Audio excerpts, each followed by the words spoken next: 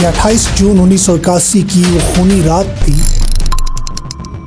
जब ईरान के दारुल हुकूमत तेहरान में वाक़े जमहूरी इस्लामी पार्टी के हेडक्वार्टर में क़यामत टूट गई। इस दिन ईरानी कौम ने अपने दर्जनों अजीम सपूतों को खो दिया।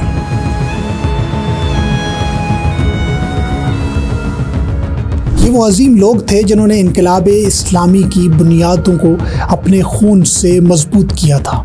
ये वो रात थी जब दुश्मन ने समझा कि इनकलाब को दफन करने के लिए इनकी क़यादत का ख़त्म होना बहुत ज़रूरी है, मगर वो ये नहीं जानता था कि हर शहीद का खून इनकलाब की एक नई सुबह को जन्म देगा। इस बम धमाके की जिम्मेदारी मुजाहिदीन खल्क नामी तंजीम ने कबूल की।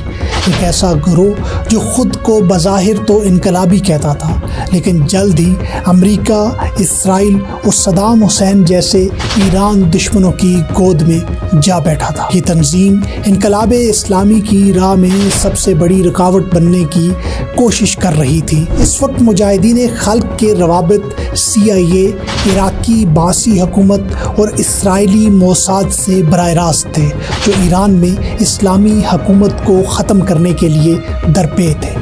28 जून को जमहूरी इस्लामी पार्टी के मरकज़ी दफ्तर में एक अहम मीटिंग जारी थी, जिसमें तमाम मेंबरान असम्बली मौजूद थे।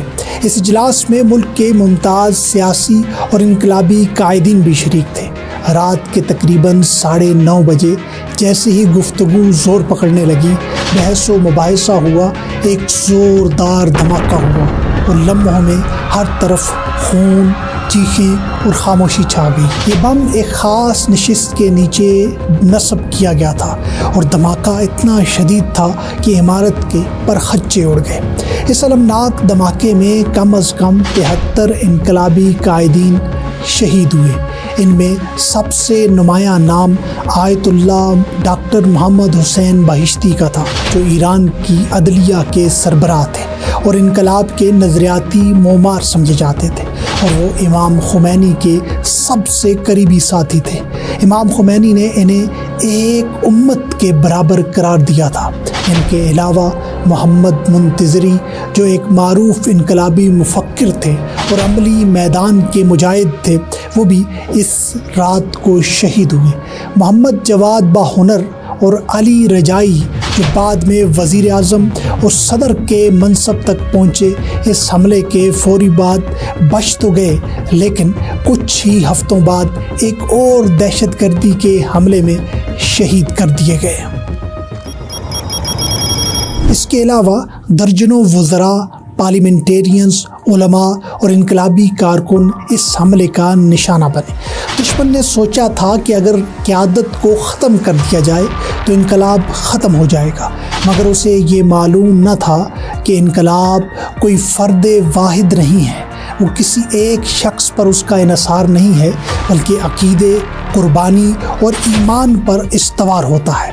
इमाम खुमैनी ने इस साने के बाद जो अल्फाज कहे, वो रहती दुनिया तक इनकलाबियों के लिए मशअले राह बन गए। उन्होंने कहा, बहिश्ती जिंदा है क्योंकि कौम जिंदा है।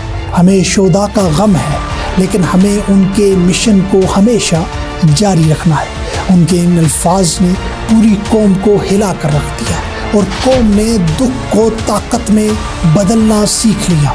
जब शोदा का जनाजा निकला तो लाखों अफराद सड़कों पर उमड़ आए।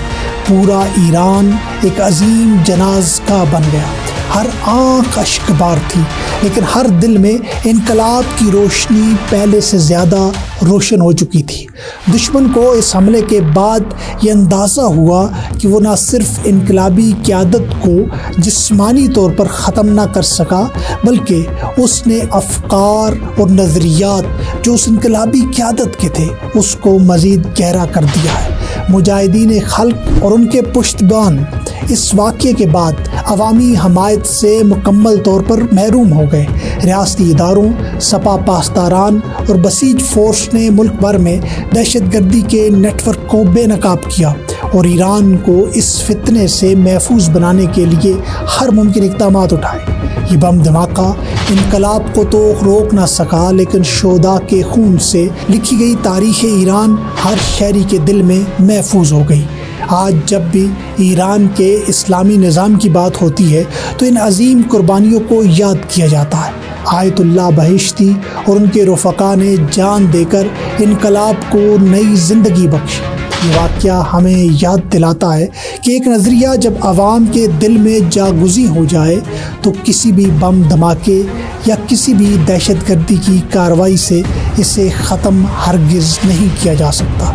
इनकलाब ईरान आज भी ज़िंदा है, ताकतवर है और अपने दुश्मनों के सामने सरबुलंद खड़ा है, क्योंकि ये इनकलाब शोदा की इमानत है और शोदा ने इसे अपने खून से सींचा है।